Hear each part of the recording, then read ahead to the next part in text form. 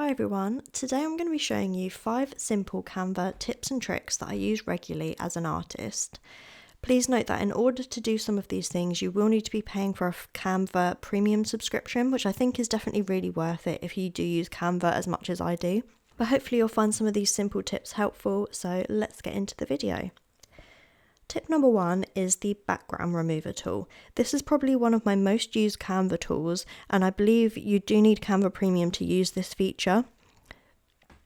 This is especially useful for me when I've done some artwork on a coloured background, but I want to remove the background colour in order to create certain merchandise, such as coasters, key rings, things like that. Some things that I want to all match, have the same colour, white background, or you can even change the background colour if you feel like it.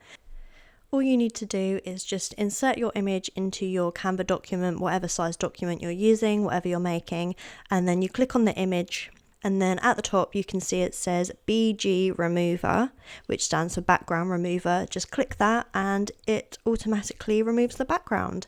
I mean, depending on the colour of the subject matter and the background and the amount of detail, sometimes it doesn't work 100% accurately, but for the most part it works really well.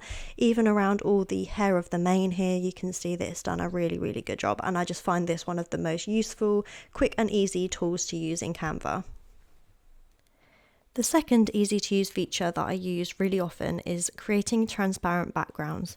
Once you've removed the background, like I showed you in the previous tip, when you go to save your image by clicking share and then download, there's a checkbox which says transparent background. You want to tick this box and then click download. This will then save the image with a transparent background, which makes it easy to overlay your image on top of others with no background at all. So I use this tool to create things such as my logo. I can also then save my logo with a transparent background, so I can place my logo over all sorts of things. For example, I created this poster for an event I took part in recently, and I put our logos with the transparent backgrounds onto the poster so that there was no white box around the logos, and it just gives it a nicer look. So yeah, I use this tool for so many things. It's really versatile and just really handy. The next tool, which is extremely useful, is the Magic Eraser tool. I mostly use this feature to remove any marks, dust or mistakes from a photo or a scanned image of my artwork. So to do this, just insert your image into your Canva document and then click on the image that you'd like to remove something from, and then at the top it says Eraser. Click that and then click Magic Eraser. You can then change the brush size and then draw over the bits you want to remove, click Erase, and it will magically erase the bits that you drew over. You could also use the click tool to select the bits you want to remove, but this can be less accurate and a bit more fiddly than using the brush tool.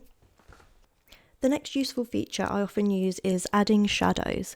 This can be useful when creating mock-ups of merchandise such as greeting cards or prints.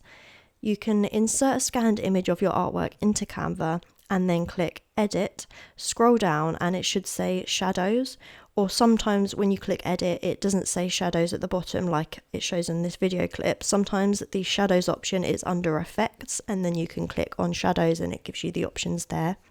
You can then add different shadows effects which can make an image appear 3D and less flat, which can be so useful for creating product mock-ups or when editing product photos. So sometimes I use it for photos of art prints, original artwork or greetings cards, things like that. The fifth and final tip for Canva is that you can use it to create compositions. I found a variety of images from Pixabay, which is a royalty-free, free-to-use photo website, and I wanted to create my own composition by combining various images together. What I did was insert all the images into a Canva document, crop the parts of the image out that I didn't want, and then I used the background remover tool to get rid of the background so that I could lay the images on top of each other to come up with my own composition. In Canva, it's so easy to just play around until you come up with something that you like. I then used this composition that I created to paint my own watercolour piece, and I love how this piece turned out. Sometimes I use this to play around with layouts and compositions for pet portraits as well as my own personal pieces. So that's my top 5 simple features and tools that I use on Canva as an artist. I hope you found the video helpful, and if you'd like more videos like this, please let me know in the comments below. If you'd like to see more from me, please give the video a like and subscribe, and I'll see you in my next video. Bye for now.